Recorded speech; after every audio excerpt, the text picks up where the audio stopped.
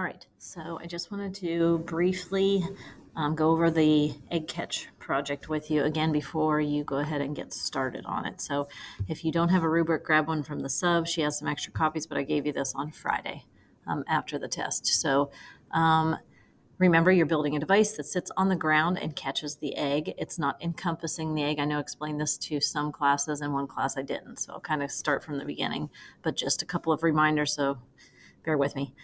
So you're building a device that catches the egg, that you don't surround the egg. The egg catch device has to sit on the ground over in the lab by the microwave. There's an X on the floor. The egg catch project has to sit on that X, and then you take a raw egg and you hold it up at the end of the meter stick that's up at the top of the cabinets, and you drop that the egg from that. It has to catch it in the device. So just to give you, and starting from the top here with the rubric, it's a 50-point project. You can work with another person on it, or you can work by yourself. Do a little research first, but you should definitely start building today.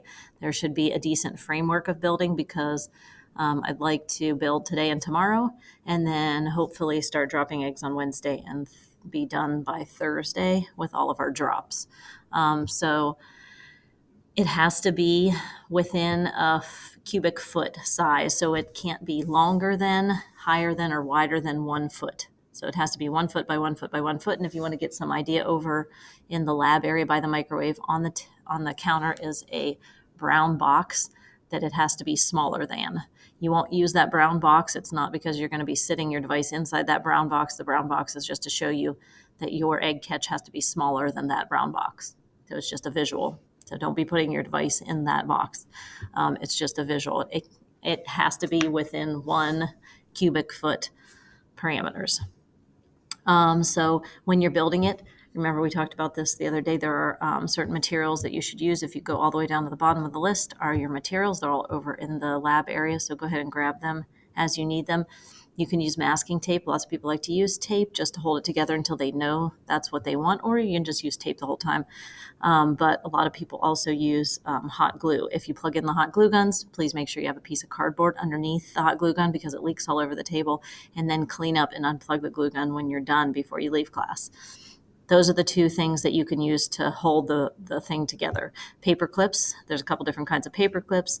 Rubber bands, you are limited on rubber bands. You're only allowed to use 30 maximum.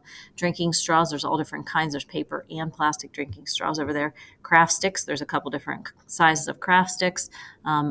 Plastic wrap, like a saran wrap, you can use that, as well as Xerox or notebook paper. There's some over there, but please take note of the fact that you may not use them as packing elements, meaning you're not creating a pillow of saran wrap to catch the egg in. So my restriction is you can't have more than 3 layers of either saran wrap or paper on top of each other, because I would consider that packing. So be careful with your packing. Don't push the boundaries, otherwise you won't be able to test it. So those are all of the materials that you can make it with. And then remember just to stay within those parameters. A lot of people use the straws or the craft sticks to build the frame of it, and then use the other materials to help increase the amount of time, decreasing the force, so that you're obviously protecting that egg as it falls onto the ground. Just a couple of things back through here. You do need to have a design, either a picture that's labeled or a drawing. You need to have a step-by-step when you're done of how you built your device, a list of all of your materials that you used exactly. So make sure you're counting as you're making things, or keeping a list, how you expect your egg catch to work. And then you get points, of course, on whether your egg survives. It's a one and done. You get to drop the egg one time, and how well it survives fits in these categories. You can get multiple drops if it survives the first time for bonus points, and also as an incentive to use less materials.